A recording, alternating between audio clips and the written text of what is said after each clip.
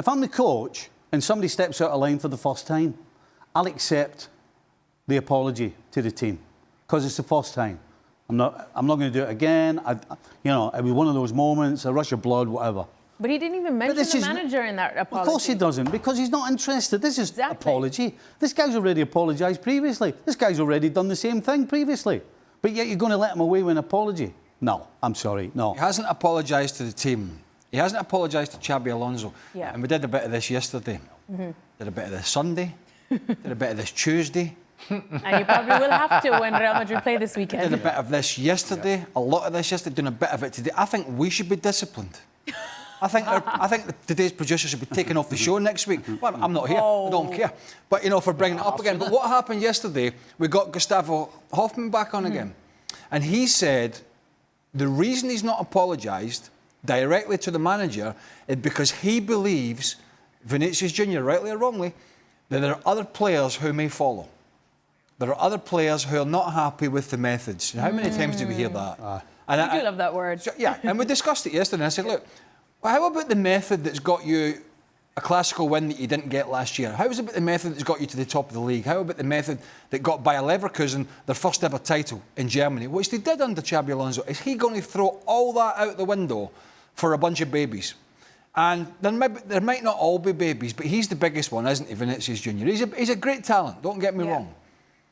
He's a fantastic player. You love watching him. He'll do some brilliant things, but he's a gigantic baby. The Ballon d'Or was absolute proof of that. And Real Madrid, by the way, as a club, were not far behind. So if there is some mini mutiny behind the scenes and Vinícius Júnior thinks he's got a bunch of followers coming his way, then maybe for Xabi Alonso, when they get the odd bad result, that's going to be a problem. Yep. But maybe these followers that Vinícius Júnior thinks and his mates and his teammates, maybe they won't come. Maybe they won't follow him to this promised land of, you know, going against the manager, because they'll see the results. They'll see they're getting game time. And it just all feels needless. It really does. I mean, this should have been dealt with properly. By Monday morning last week after that Clásico win. This should have been absolutely done with. He should have been in the manager's office. He should have been given a dressing down. A statement should have come out, moved on. But what we had, according to Gustavo yesterday, was Vinícius' team. Yeah. Unhappy with his amount of minutes he's getting. I mean, come on. Yeah. There is bad decisions from the player in terms of the off-field stuff. But when you're listening to bad management and bad advice, that makes you double down, and that's what he's doing. Frank, what do you make of how this has all panned out and Xabi's decision to not punish Vini Jr. at all?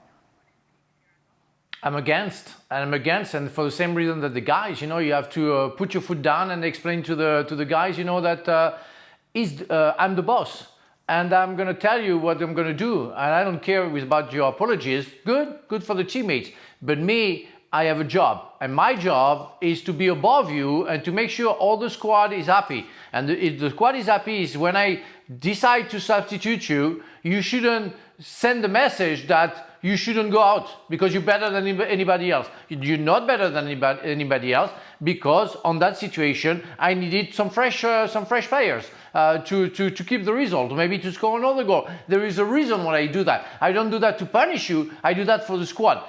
And nobody is bigger than the club. Nobody is bigger as a player than the coach. The coach has to be respected. And if the result don't go, don't worry.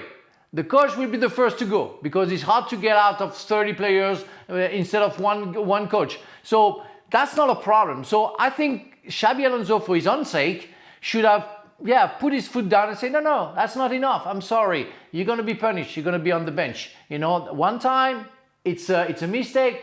A second time it's a stupidity. And I want you to know how to stop that and how to think that you're better or above everybody else. And he didn't do that. So what the others going to do? I think Stevie alluded it the last time I was in the show. And they say, well, you know, he didn't do that for Stevie. It's for Vini. I'm going to do the same and show to the world that I'm above the coach. But if the result goes the way we think it will, it's Valencia, the third bottom La Liga, they're struggling. To be honest, I'd sit him on the bench at best, and I wouldn't bring him on. I'd just leave him there. particularly if they go 2 or 3 up, I'd leave him. Then the big question will be for Xabi Alonso, and even in Vinícius Júnior's mind, is that Liverpool game, which is a Champions League game. Yeah.